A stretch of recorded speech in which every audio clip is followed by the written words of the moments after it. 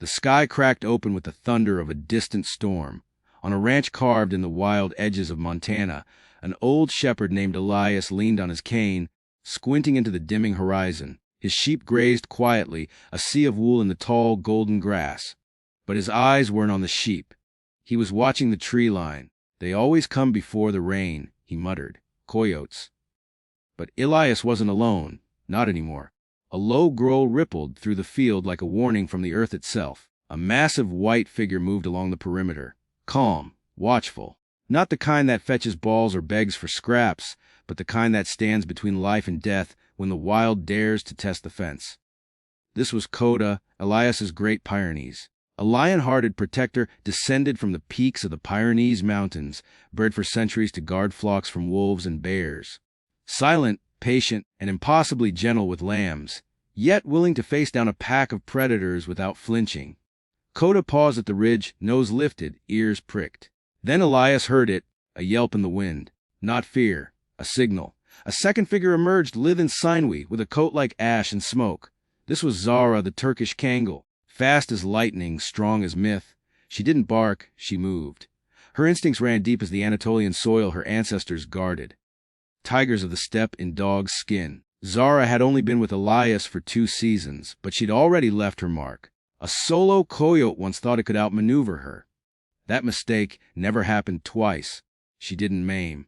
She didn't kill unnecessarily. She warned. A predator who met her eyes knew the cost. But the pack wasn't just muscle.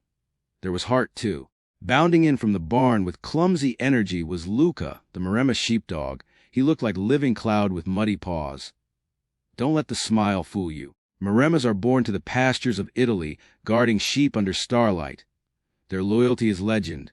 Luca rarely strayed more than a dozen paces from the youngest lambs. Where Coda ruled the fence and Zara ruled the chase, Luca ruled the flock.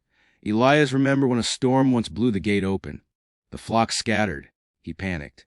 Hours passed. He found them, finally, huddled by a tree. Luca was there, soaked, exhausted, holding the perimeter with his body. Not a single sheep lost. The wind picked up, sharp and smelling of rain and something else, something metallic and wild. Elias straightened. Coda raised his head and barked once, deep and measured. The message was clear, "We see you." But it was the 4th guardian who moved first. A dark shadow soared through the field, nearly invisible until it wasn't. This was Bako, the Tibetan Mastiff, larger than any of the others. A relic of the Himalayas, bred to guard yak and temples from snow leopards. His coat was like a bear's. His eyes were ancient. He didn't charge. He didn't bark. He stood. That was enough. Elias had gotten Bako from a reclusive breeder in the mountains of Oregon. He doesn't come when called. The breeder warned. But he'll never leave what's his. That night, a mountain lion tried the fence. It didn't make it past Bako's stare. Predators understand when they're not the apex anymore. Thunder rolled again. The sheep huddled tighter. But they were safe. 4 protectors, 4 legacies from across the globe, united in one purpose to guard. And soon a 5th would join them. Inside the barn, in a warm corner lined with straw, a young pup stirred in its sleep. Not much to look at yet, ears too big for his head, paws like snowshoes, but blood doesn't lie. His name was Finn. He was a cross of rare lines, but his mother had been a full-blooded Spanish Mastiff. The giants of the Iberian Peninsula, bred to walk for miles and fend off wolves. They didn't chase, they endured. Weighty, wise, calm as stone and twice as stubborn. Elias had driven all the way to New Mexico to meet the breeder. The pup had chosen him, not the other way around. Pressing a wet nose to his hand, then sitting beside his boot like it had always belonged there. "Give him time," the breeder said.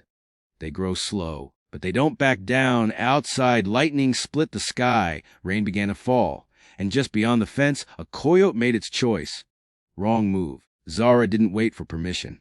She moved like liquid fire, cutting through the field, driving the intruder away with lethal precision. Coda flanked. Lucas circled the lambs, herding them to safety. Bako held the gate. Elias watched it all unfold like choreography written in DNA. By dawn, the field was quiet again. The coyote's gone. The sheep safe. The storm passed. Elias poured his coffee and stepped onto the porch. The dogs returned one by one. Muddy, tired, proud, he looked at Finn, still awkward and soft, watching them with wide eyes. One day, Elias said softly, "This will be your field too." In that moment, across mountains and centuries, 5 bloodlines stirred in the soil: the Great Pyrenees who waits, the Kangal who strikes, the Maremma who nurtures, the Tibetan Mastiff who endures, the Spanish Mastiff who protects through patience and sheer presence. These aren't pets, they are legends on 4 legs, guardians of the voiceless, and as long as they stand, the wild stays at bay.